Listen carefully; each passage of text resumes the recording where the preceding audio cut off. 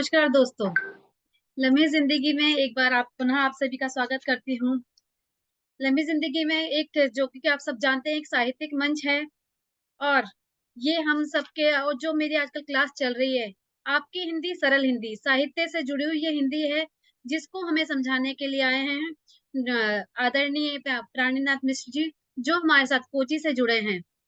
इसके इन्होंने सफलतापूर्वक हमने 2 एपिसोड पूरे करे हैं, जो हमारा आप पहले एपिसोड देख सकते हैं यूट्यूब चैनल पे, जिसके लिए आपको सब्सक्राइब करना पड़ेगा लम्हे ज़िंदगी के, और यूट्यूब चैनल पे आप हमारे दोनों एपिसोड देख सकते हैं, समझ सकते हैं हिंदी क्या है और उनको कैसे लिखा जा सकता है, कैसे पढ़ा जा सकता है और किस तरह से आगे आप जान भी पाएँगे। आज हमारा तीसरा एपिसोड है। जैसे कि पहला आप जानते हैं कि हमने दूसरे एपिसोड में भी सर से कुछ सवाल करे थे कि पद्य क्या है? कविता क्या है? उसके कितने प्रकार होते हैं? मुक्तक, प्रबंधक, खंड काव्य, जिसका सर ने बड़े अच्छे से ही उदाहरण देके हमें समझाया था। ये आप हमारे दूसरे भाग में सुन सकते हैं। भावों का महत्व बताया था, रस क्या है, शब्द चयन क्या है और कुछ हमारे लोग लिखते हैं खिचड़ी भाषा, उसके बारे में भी सर ने बहुत सुंदर तरीके से हमें समझाया है। यदि आप लोगों को कुछ समझ ना आए, तो नीचे कमेंट बॉक्स में आप लिख सकते हैं, उसका सर अगले एपिसोड में आपका जवाब देंगे। तो सब्सक्राइब करना ना भूलें। जो मिलते हैं एक बार सर से पुनः सर का स्वागत करते हैं। सर, एक बार पुनः लम्हे ज़िंदगी में आपका स्वागत है। नमस्कार। नमस्कार आपको, नमस्कार सभी श्रोतागणों को। नमस्कार। तो सर, जैसे कि आपने पहले हमें बताया था कविता वगैरह सब चीज़, तो आज हमारे जो सवाल हैं, कुछ सवाल हैं तुकांत क्या है सर? कविता में कई बार आते तुकांत कविता, अकुंता, तुकांत कविता। मुझे तो बोलने में लगा मगर ये लिखा भी कैसे जाता है? क्योंकि बोलने में इतना टिपिकल है तो लिखने में क्या होगा? तो सर उसके बारे में कुछ बताएँ आप। जी, सबसे पहले तो मैं आपको बता दूं कि पिछली बार हम लोगों ने थोड़ा डिस्कस किया था कि कविता का सौंदर्य क्या है, कविता की भाषा क्या है। जी सौंदर्य सर। बने जो भाव आप दे सके। अब भाव जहां पर आते हैं वहां पर कविता है, और जहां पर कविता है वहां पर भाव है। जी सर। कविता की एक खासियत यह है कि जब आपके भाव दूसरे को छू जाए, तो चाहे वो तुकांत हो चाहे अतुकांत हो, वो कविता या वो बात, कहते हैं ना लोग कि अरे उसने इतनी गहरी बात कह दी। हाँ जी। तो जब भाव छू जाते हैं तो कविता बन जाती हो, वो वाक्य ही कविता बन जाता है।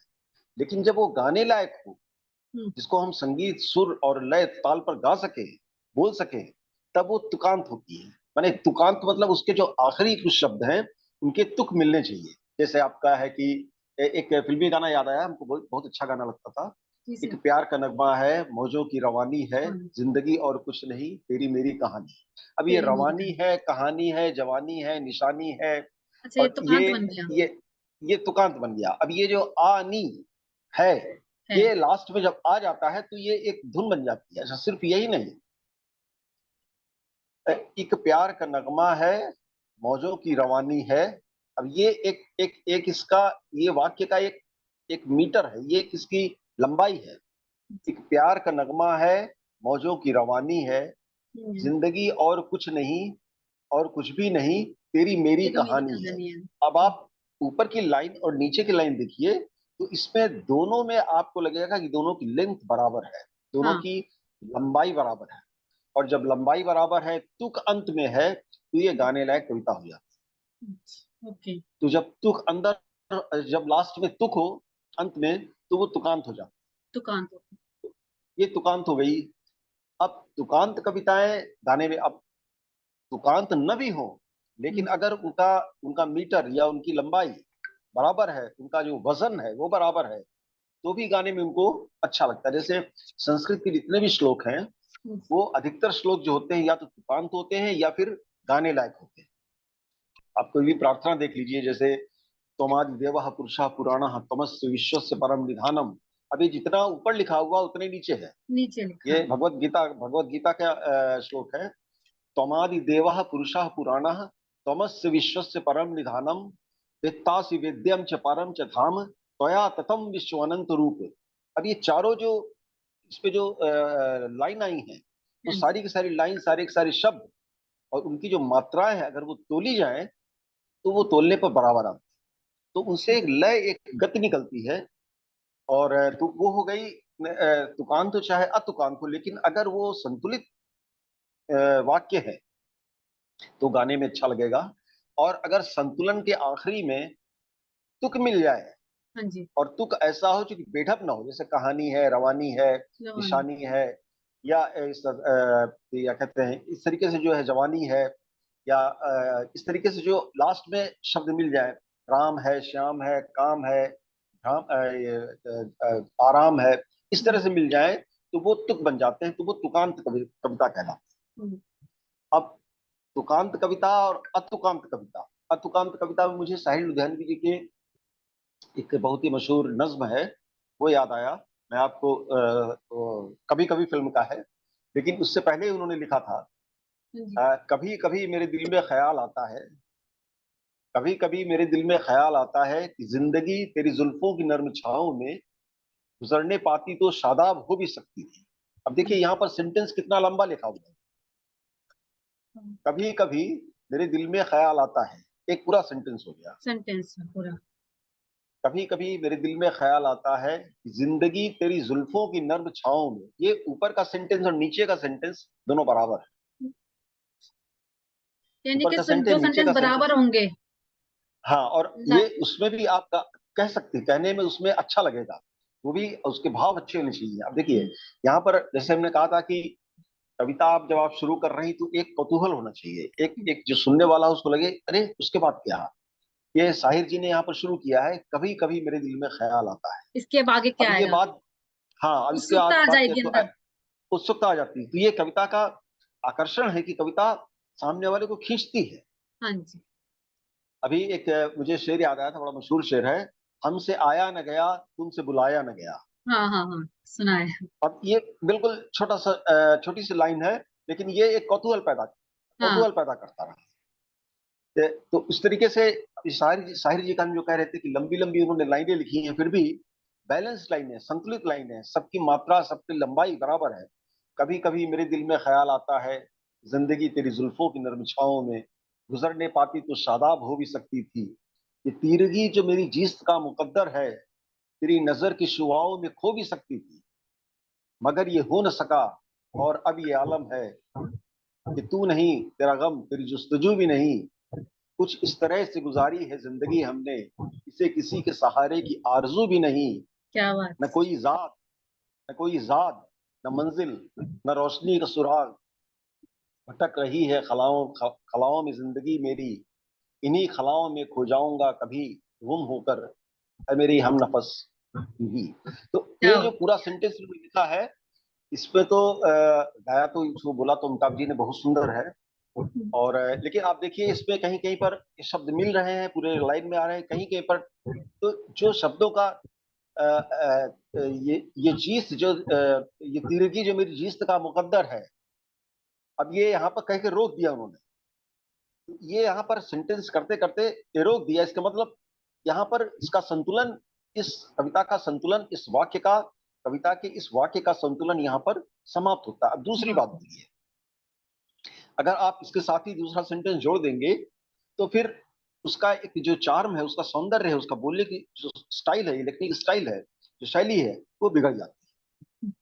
तो इस तरीके से तो ऐसा नहीं कि अतुकांत कविताएं वो होती हैं।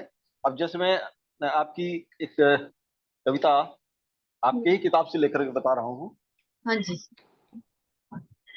ये कविता लिखी है नूतन शर्मा जी की है। हाँ जी। ये एक सरहद पर खड़े एक सिपाही की पत्नी की वेदना, पेज नंबर 23। हाँ जी। तो इसमें इन्होंने लिखा है, देखिए, वापस मैं भी आ जाऊं, जरा सी संभल जाऊं, कहीं मैं ना खो जाऊं, हाँ, अभी गमों से निकल कर मैं थोड़ी खुशियां बटोर लाऊं तुम्हारे लौट आने तक। लौट अब आना। देखिए इसमें इसमें इन्होंने लास्ट जो किया है, तुम्हारे लौट आने तक, इसको इन्होंने कविता में बार बार इसको दोहराया है। हाँ जी। ठीक है, तो ये हो गया एक स्थाई, जिसे कहते हैं स्थाई लाइन हो गई। इन्होंने जो शुरुआती किया है, वापस मैं भी आ जाऊं, यहाँ पर इन्होंने कौतूहल पैदा किया है कि वापस मैं हाँ। भी आ जाऊं, कहाँ आने की बात हो रही है, इससे बात हो कहाँ? रही है। तो ये कविता का कौतूहल इन्होंने नूतन जी ने बड़ा अच्छा शुरू किया है। हाँ जी। वापस मैं भी आ जाऊं, जरा सी मैं संभल जाऊं, कहीं मैं ना खो जाऊं, अभी गमों को निकल कर मैं थोड़ी खुशियां बटोर लाऊं तुम्हारे लौट आने तक। तो ये एक सिपाही की पत्नी की वेदना है जो हाँ उन्होंने इसमें किया है। तो इसमें कहीं पर तुक मिल रहा है, कहीं नहीं, लेकिन इन्होंने वाक्य जो किए हैं, वाक्य का बैलेंस बड़ा अच्छा किया है, बहुत अच्छा बैलेंस किया इन्होंने वाक्य का। और ये आप देखिए कि वापस मैं भी आ जाऊं, जरा सी मैं संभल जाऊं, ये हाँ दोनों जी। संतुलित हैं, बिल्कुल संतुलित हैं, संतुलित हैं, मिलते जुलते हैं। इस तरीके से इन्होंने यहाँ पर इस कविता को बड़ा सुंदर ढंग से लिखा है। और एक एक कविता और है अच्छा। जो आपकी ही लिखी हुई है, जी sir. Page number page number 28, हाँ जी। जब ओढ़ तिरंगा आऊंगा। हाँ जी, हाँ जी सर, मेरी लिखी हुई है, बिल्कुल मेरी लिखी है। जी, अब यहाँ पर आपने जो लिखा है, बड़ा सुंदर आपने स्टार्ट किया है। माँ, मैं जब तेरे द्वार पर तिरंगा ओढ़ आऊंगा, माँ मुझे माफ करना, अब तेरे आंचल में ना छिप पाऊंगा। जी। ठीक है, यहाँ आपने इतनी करुण और एक वेदना से एक एक एक सिपाही की जो उसके जो मन के भाव हैं वो आपने प्रकट किए हैं कि ये तुरंत आपको जो जो पाठक हैं या जो श्रोता है उनको तुरंत पकड़ लेगा, जी। उनके भावों को छू लेगा। माँ, मैं जब तुम्हारे द्वार पर तिरंगा ओढ़ आऊंगा। ठीक है, अब आपने इसको एक सेंटेंस में लिख दिया, लेकिन दूसरा जो सेंटेंस है, हे माँ मुझे माफ करना, कर देना, ये सेंटेंस पूरा ऊपर के साथ नहीं मिल रहा है, लेकिन अतुकांत कविता है ये। अतुकांत कविता में अगर माँ पहले लिखा जाता, माँ, उसके बाद क्या कहते हैं, चिन्ह रहेगा, माँ, मैं जब तेरे द्वार पर तिरंगा ओढ़ाऊंगा, जी। माँ मुझे माफ कर देना, तेरे आंचल में न छिप पाऊंगा। तो अब आप देखिए, तिरंगा ओढ़ आऊंगा, तेरे आंचल में न छिप पाऊंगा, ये दोनों छिपा। मिलते हैं, हाँ जी। ये दोनों तुकांत हो गए। तो दुकान इससे कविता यहाँ पर अतुकांत होते हुए भी तुकांत बन गई और कंप्लीट। कंप्लीट हो गई। तो अतुकांत कविता में कहीं कहीं पर आपको कुछ एक स्थाई लेना पड़ता है और उसको दो तीन बार उसको ला करके जोड़ना पड़ता है। जी सर। तेरे हाथ से निवाला भी न खा पाऊंगा, नहीं जानता क्या बीतेगी तेरे दिल पर, जब मैं जब ओढ़ और तिरंगा रंगा आऊंगा। होऊंगा। अब यहाँ पर भी आपने जो लिखा है, तेरे हाथ से निवाला भी न खा पाऊंगा, जब मैं ओढ़ तिरंगा आऊंगा, तो ये दोनों तुक मिल रहे हैं। हाँ जी। यद्यपि ये तीन लाइनें, तेरे हाथ से निवाला भी न खा पाऊंगा, नहीं जानता क्या बीतेगी तेरे दिल पर, जब मैं ओढ़ तिरंगा और तिरंगा आऊंगा। होऊंगा। जबकि ये तीनों सेंटेंस जो हैं इनमें बैलेंस नहीं है, जी। लेकिन इनमें भाव है और तुक तुक है। तो तो इसको जब बोला जाएगा, इस तरह से बोला जाएगा कि नहीं जानता क्या बीतेगी तेरे दिल पर, तेरे हाथ से निवाला भी नहीं खा पाऊंगा, तेरे हाथ से निवाला भी नहीं खा पाऊंगा, नहीं जानता क्या बीतेगी तेरे दिल पर, जब मैं ओढ़ तिरंगा तिरंगा आऊंगा, होऊंगा। जब मैं ओढ़ तिरंगा आऊंगा। तो यहाँ पर आप देखिए, अतुकांत हो गई, लेकिन दो दूर कहीं पर दो सेंटेंस मिल जाने पे, उनके तुक मिल जाने पे ये तुकांत का भी काम करता है। तो वहां पर भाव और तुक यद्यपि दूर है, हाँ जी। सेंटेंस सेंटेंस की लेंथ बराबर नहीं है, लेकिन भाव और तुक दूर कहीं पर मिल रहे हैं, तो ये कविता का रूप ले लेती है। यद्यपि ये अ, अकविता या नई कविता या हम्म। अतुकांत कविता के रूप में कह सकते हैं आप इसको। और इसे इस तरह की कविताओं को उर्दू में भी, उर्दू तो उस हिसाब से नई भाषा है, उसके उसको आजाद नज्म कहते हैं, और हिंदी अच्छा। में इसे मुक्त कविता कहते हैं। मुक्त कविता, अकविता, नई कविता। और मैं आप सभी लोग जानते होंगे, नई कविता जो शुरू हुई है वो भी हाल ही में कुछ दशकों पहले शुरू हुई है, 20वीं सेंचुरी के शुरुआत दौर में। और ये ज्यादातर इसमें भाव प्रबल नहीं रहते, इसमें बुद्धि रहती ज्यादा, बुद्धि का भी जोर ज्यादा कवि देते हैं।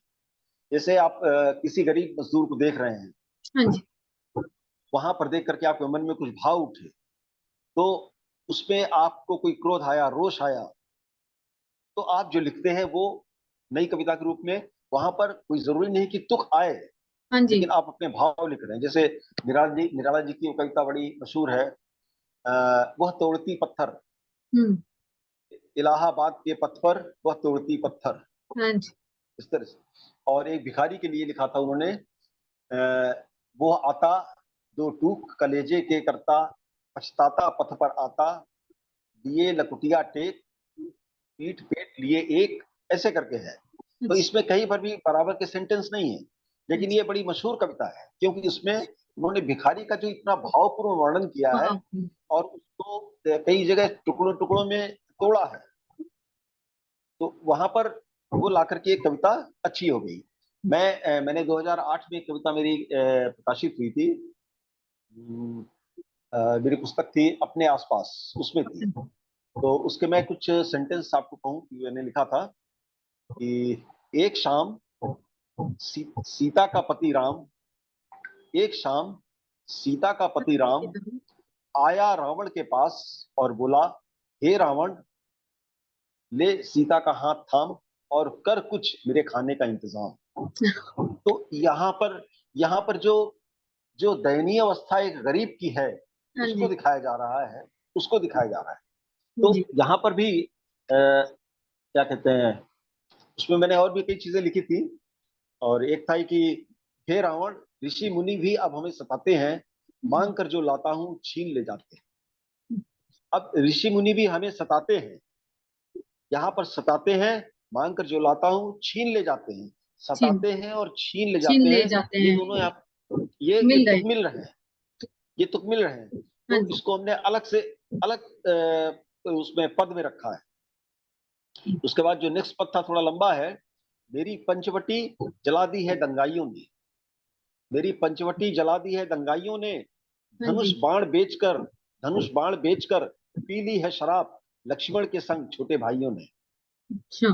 तो ये यहाँ पर उसके बाद जिन जंगलों से लाता था कंदमूल फल, जिन जंगलों से लाता था कंदमूल फल, कंदमूल पर। वहां खड़े हैं आज, वहां खड़े हैं आज अट्टालिकाएं बड़े बड़े महल।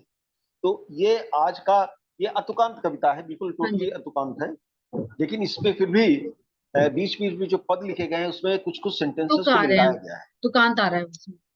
तुकांत आ रहा है, तो तुकांत रहने से कविता का सौंदर्य और बढ़ जाता है। बढ़ जाता है। एक उसके कहने का जोर अच्छा रहता है। हाँ जी। और अगर कविता में गायन का भाव है, गेय कविता है, गाने वाली कविता है, सिंगिंग है उसमें, तब तो खैर मजा ही आ जाता है। फिर तो उसको आप संगीत में संगीतबद्ध कर सकती हैं।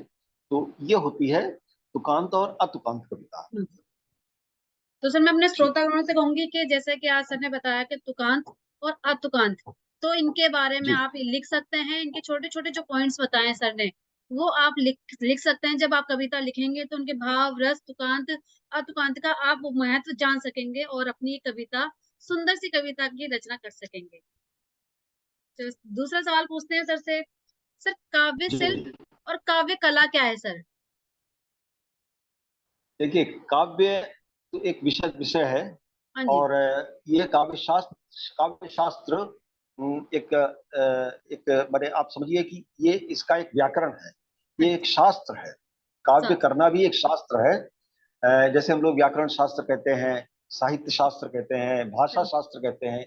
शास्त्र जहां पर आता है वहां पर विज्ञान आ जाता है। विज्ञान। तो काव्य शास्त्र मतलब कि वो विज्ञान जिसमें कि अ, काव्य के प्रति एक इंजीनियरिंग की सेंस हो, एक सोच हो कि काव्य के में क्या क्या गुण, क्या क्या अवगुण, क्या तालमेल, क्या नियम, क्या इसका व्याकरण, ये सब इस तरह से बांधे, वो जब मिल जाती है तो उसको हम कहते हैं काव्य शास्त्र। तो काव्य शास्त्र तो एक बहुत बड़ा विषय है। काव्य शास्त्र के अंदर दो बड़ी मेन चीजें आती हैं, एक है काव्य शिल्प और दूसरा है काव्य कला। काव्य कला। अच्छा। अब जैसे नाम से ही पता चलता है, काव्य शिल्प माने क्राफ्ट और कला माने आर्ट। आर्ट। हाँ। क्राफ्टिंग हम करते हैं, कोई चीज हम बनाते हैं बड़ा बारीक, बड़ा सुंदर बनाते हाँ जी। हैं, लेकिन हो सकता है कि वो चार्मिंग ना हो, अच्छा नहीं लगता। हाँ जी। एक मूर्ति बना दिया, सुंदर सी मूर्ति, लेकिन कहीं लगता है रे कहीं तो कहीं खोट लग रहा है। वो मूर्ति अच्छी बनी है लेकिन इतना सुंदर नहीं है, आकर्षण नहीं है। लेकिन कहीं क्या बड़ी सादी मूर्ति भी लगता है, अरे वाह क्या मूर्ति है, क्या सुंदरता है। क्या तो सुन। शिल्प और आर्ट में यही फर्क है। तो कविता जो है, कविता का जो कविता की कला है, हाँ वो जी। कविता की जान है। अब ये समझिए कि कविता की जान कविता की कला है, उसका शिल्प नहीं। और इसी कविता की कला के चक्कर में, अब देखिए शिल्प में मात्रा, छंद, ये सब दुनिया भर की चीजें आ जाती हैं। है, आप उसको व्याकरण से बांध देती हैं, इतने 11 मात्रा होनी चाहिए, 13 मात्रा होनी 13 चाहिए, मात्रा होनी इतने मात्रा होनी चाहिए। लेकिन जहां अतुकांत होता है वो कविता भी अच्छी लगती है, वो कविता भी क्यों वहां पर, लेकिन वहां व्याकरणबद्ध नहीं है, हाँ जी। फिर भी वो अच्छी लगती है, इसलिए कि उसमें भाव है, बोलने के उसमें स्टाइल है, शैली है, उसमें भाषा अच्छी है, शब्द का चयन अच्छा है, तो वो आकर्षित करती है। सर मैं मात्राएं नहीं गिन वो पाती कि सब लिखते कैसे वो लोग मात्राएं गिन के, किसमें 21 मात्रा है, इसमें 11 मात्रा है। हाँ, वो मैं एक, वो अलग से एक विषय होगा, उसको मैं अलग से बताऊंगा, अभी मैं बिल्कुल अच्छा आउटलाइन बता रहा हूँ ठीक है सर। कि किस तरीके से, तो किस तरीके से काव्य शिल्प और काव्य कला, काव्य तो का। हम उसको कविता भी लिखने का, देखिए मैं आपके सामने दो छोटी छोटी लाइन रख रहा हूँ। तुम नहीं आए मैं नहीं आया, प्यार हमारा पनप न पाया, जीवन एक छलावा है, पल पल हमको ये भरमाया। अब इसको हम, ये चार सेंटेंस हम बोले हैं, तुम नहीं आए मैं नहीं आया, प्यार हमारा पनप न पाया। अब देखिए ऊपर का पहला सेंटेंस, तुम नहीं आए मैं नहीं आया, प्यार हमारा पनप न पाया, आप देखिए तो बोल करके भी ये संतुलित लगते हैं, संतुलित है। लेकिन इसमें कोई कौतूहल नहीं है, ये ना कविता हाँ। है, लेकिन ये आपको आकर्षण नहीं करेगी। हम्म, एक उसमें खिंचाव है, पहले अच्छा फिर क्या हुआ, अच्छा कौतूहल, वो चीज इसमें नहीं आ रहा है। नहीं है। जीवन एक छलावा है, पल पल हमको भरमाया, तो ये भी बैलेंस्ड है, लेकिन इस पूरे चारों लाइन में आपको वो आकर्षण नहीं लगेगा जो उत्सुकता नहीं एक है। कविता की शुरुआत में। हाँ, उत्सुकता नहीं है। हाँ जी। अब आपको मैं इसमें जो अभी एक शेर में किसी का जो आपके सामने मैं कह रहा था कि हमसे आया न गया, तुमसे बुलाया न बुलाया गया, ना जाए। अब यहाँ पर तुरंत आधा बन गया सेंटेंस, हाँ जी। और उसके बाद लगता है कि इसके बाद क्या, हमसे आया न गया तुमसे बुलाया न गया, फासला बीच का दोनों से मिटाया न गया। हटाया। ये पूरा शेर जो है पूरा बैलेंस वो हो जाता है, प्लस आकर्षण है इसमें, हम्म, आकर्षण है। और ये पूरा, जबकि ये आकर्षण तो इसलिए ये शेर ज्यादा आकर्षित करेगा, इसमें कला है, यद्यपि ये भी काव्य है और पहले वाला भी काव्य है, लेकिन पहले वाले में वो आर्ट नहीं है, उसमें भी आर्ट है, लेकिन वो खिंचाव नहीं है खिंचाव जो नहीं है। एक पाठक को या श्रोता को सम्मोहित कर अपनी सके। तरफ खींचे। जी।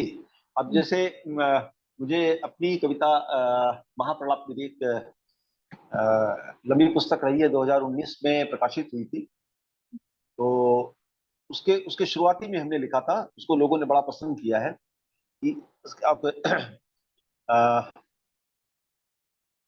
ये कुछ भी न सार्थक जीवन में, कुछ भी न सार्थक जीवन में, मैं बंधा हार के बंधन में, करबद्ध व्यर्थ ही खड़ा रहा मंदिर के सूने प्रांगण में। ये बात तो चार सही। लाइनें हमने लिखी थी। कुछ भी न सार्थक जीवन में, मैं बंधा हार के बंधन में, करबद्ध व्यर्थ ही खड़ा रहा मंदिर के सूने प्रांगण में। प्रांगण। तो स्वार्थ व्यर्थ परमार्थ व्यर्थ, अवरुद्ध हुआ चित्कार व्यर्थ, इस तरीके से तो ये जो शुरुआत किया, तो उसमें आपको शुरू से ही लग रहा है कि कोई अपनी वेदना बता रहा है। वेदना बता रहा है।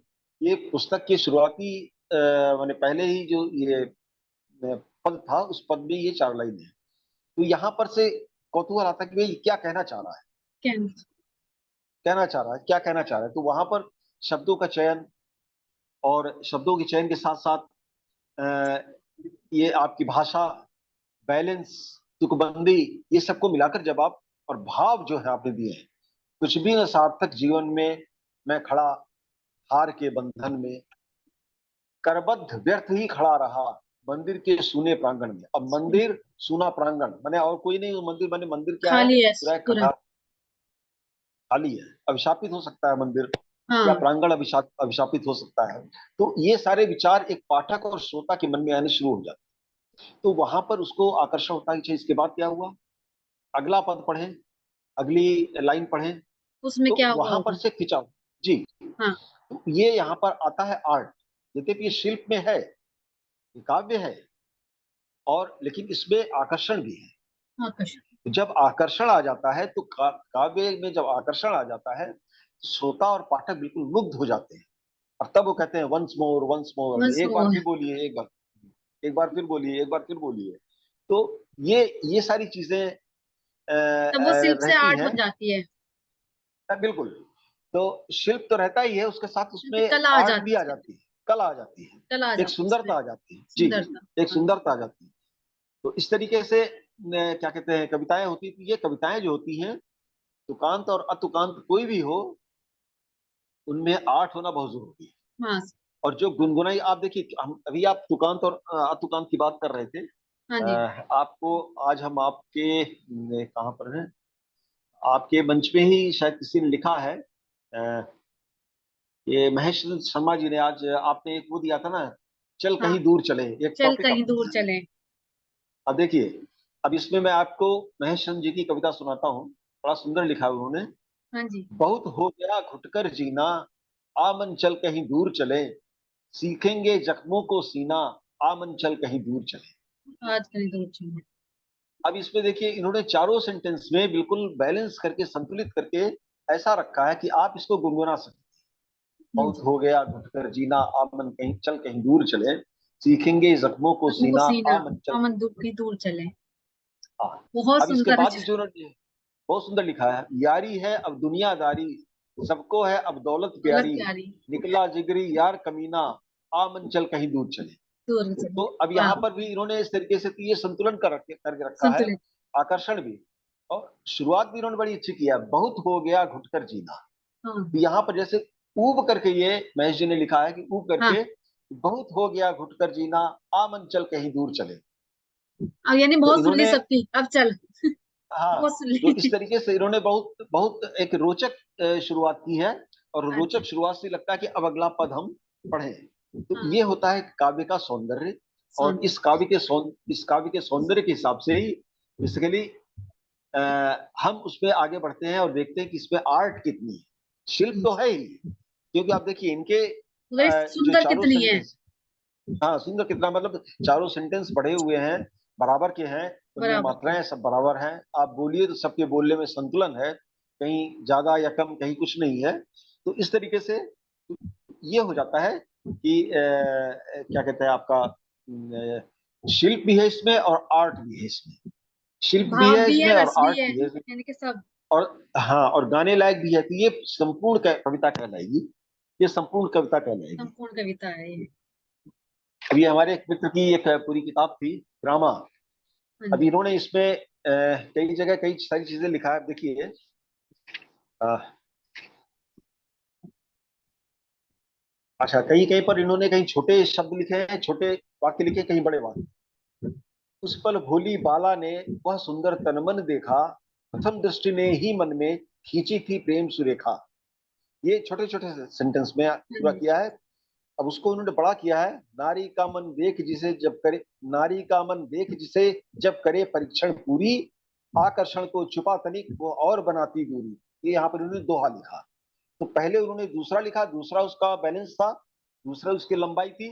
उसके बाद उन्होंने दोहे की लंबाई कर दी। जैसे तुलसीदास जी ने रामायण में या रामचरितमानस में चौपाई की लंबाई अलग लिखी है, दोहे की लंबाई अलग लिखी है। हाँ जी। तो लंबाई आप किसी भी कविता में आप कई कई पदों को अलग अलग भाषा में अलग अलग लंबाई में बना सकती हैं। लेकिन उनका सौंदर्य तभी होगा जब वो बैलेंस्ड होंगे, संतुलित होंगे, उनकी लंबाई बराबर होगी और उनका तुक अच्छा होगा, उनके भाव अच्छे।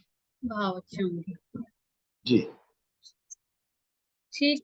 अभी देखा अभी आपने सर। कल कभी कल ही शायद, कल या आज सवेरे ही आपके ही मंच पर निर्मल जी ने बड़ी अच्छी एक दो लाइनें लिखी थी, हाँ जी। बहुत सुंदर लिखी थी। जिंदगी पूरी अधूरी कर गई, कितना सुंदर लिखा। देखिए, हाँ।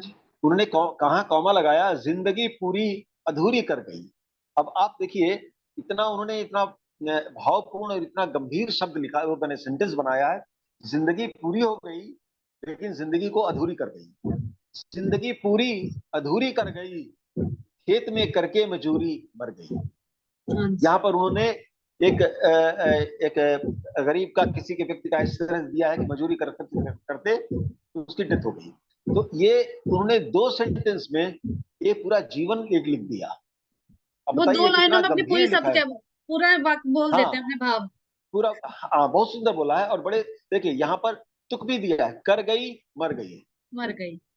ये यहाँ पर उन्होंने, अच्छा, और दूसरी बात देखिए, लंबाई देखिए, छोटा सेंटेंस लिखा है, जिंदगी पूरी अधूरी कर गई, छोटा सेंटेंस है, खेत में करके मजूरी मर गई।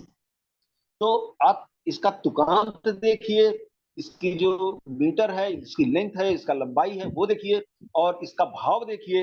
हर तरह से अगर कहा जाए तो बड़ी सुंदर ये दो पंक्तियां हैं, बहुत ही सुंदर। हमने बस। हमने इनको हमने इनको लिखा भी था। हमने इनको दो लाइनें और लिखी थी हाँ सर। कि दर्द चीखा जोर से इतना कि आसमां रोया और धरती भर गई। धरती ये भर। हमने इनको तो इस तरीके से इनको दिया भी था, लेकिन ये ये सर होता है आप कि काव्य लोगों का से तो सौंदर्य। मंच की शोभा होती है, जब आप लोग लिखते हैं ना तो नहीं हमें और सीखने को नहीं मिलता है नहीं सर। नहीं, वो तो मैं तो उनका दो चार आपके मंच में तो कुछ लोग बहुत ही अच्छे हैं, बहुत अच्छा लिखते हैं, और मैं पढ़ता रहता हूँ। और बड़ा बैलेंस, वो कविता का सारा सौंदर्य, सारे उसके गुण मिलाकर तब एक बार करते हैं, लिखते हैं।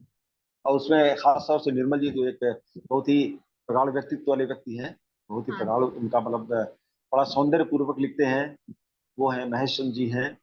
तो इस तरह से हैं जो बहुत ही सुंदर, बड़ा अच्छा लिखते हैं, बहुत सुंदर लिखते बहुत हैं। अच्छा लिखते हैं जी। सर अब हमारा आखिरी सवाल है सर, जैसा कि समय हमें आगे बढ़ने की अनुमति नहीं देता, हम पे 8 मिनट है, बट उसमें एक सवाल करते हैं हम। सर कविता की संरचना कैसे होती है? देखिए, कविता की संरचना जो है वो उसमें चार चार अंग होते हैं। पहला तो है कि स्थाई। अब जैसे आपने जो कविता लिखी थी, अगर उसको माना जाए, हो सकता है आपको याद ही ना हो या आपने क्या स्थाई लिखा। हो सकता है मैं सर। तो मैं जब तेरे द्वार पर तिरंगा ओढ़ आऊंगा। अब ये तिरंगा ओढ़ आऊंगा आपने जहां जहां लिखा है कि नहीं जानता क्या बीतेगी तेरे दिल पर जब ओढ़ तिरंगा आऊंगा। और तिरंगा। अच्छा, इस जहां से चला जाऊंगा, हाँ। शहीद मैं हो जाऊंगा, तिरंगा ओढ़ आऊंगा। तो आप देखिए, आपने जो पहला सेंटेंस लिखा है, आपको शायद पता ही ना हो, लेकिन जाने अनजाने आपने उसको कविता का स्थाई लिख दिया।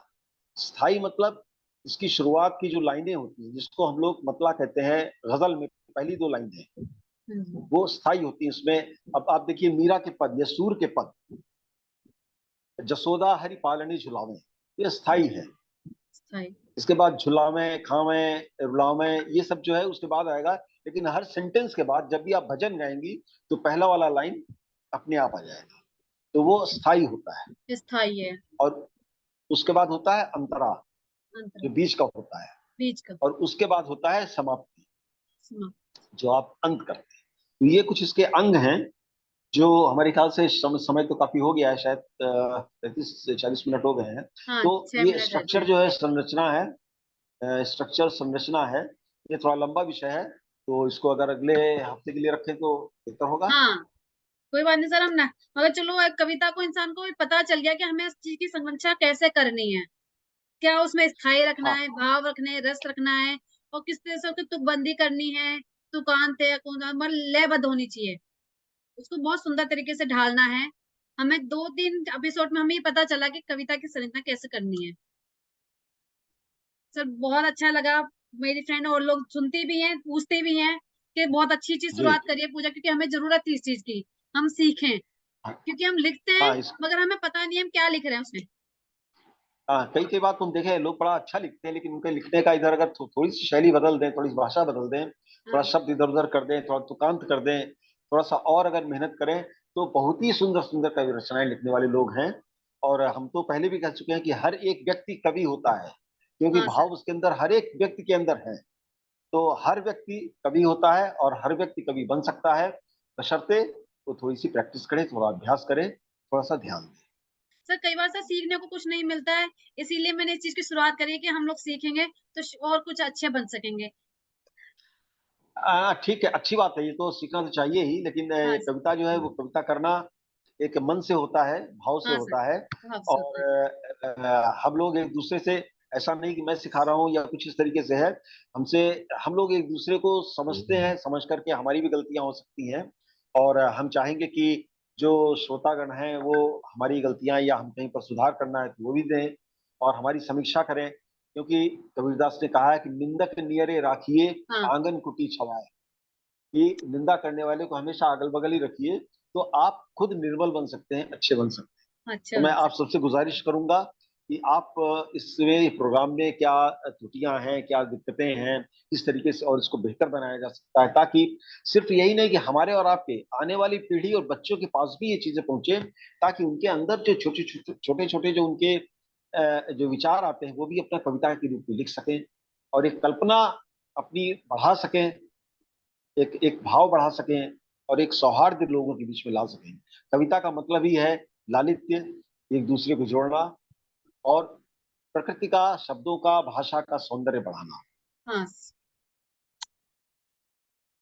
देखा सर, सभी ने आज हमारे जो सवाल थे आप लोगों को बहुत पसंद आए होंगे। जिस तरह से सर ने उदाहरण देते हुए सब हमारे सवालों के जवाब दिए हैं, और ऐसे ही हम सर से अपने सवालों के जवाब लेते रहेंगे। मिलेंगे अब आपके अपने अगले एपिसोड में, भाग 4 में। हम सर से विदा लेते हैं। मिलते हैं अगले रविवार को 3 बजे। तब तक के लिए धन्यवाद। धन्यवाद सर, नमस्कार। आपने हमें कीमती समय दिया सर। और धन्यवाद। धन्यवाद मेरे नमस्कार। श्रोतागणों का, जो हमें देखते हैं, सुनते हैं। नमस्कार। और आप सब मेरे चैनल को सब्सक्राइब करना ना भूलें, नहीं तो आपको ये वीडियो नहीं मिल पाएगी। धन्यवाद। नमस्कार सर। नमस्कार। नमस्कार।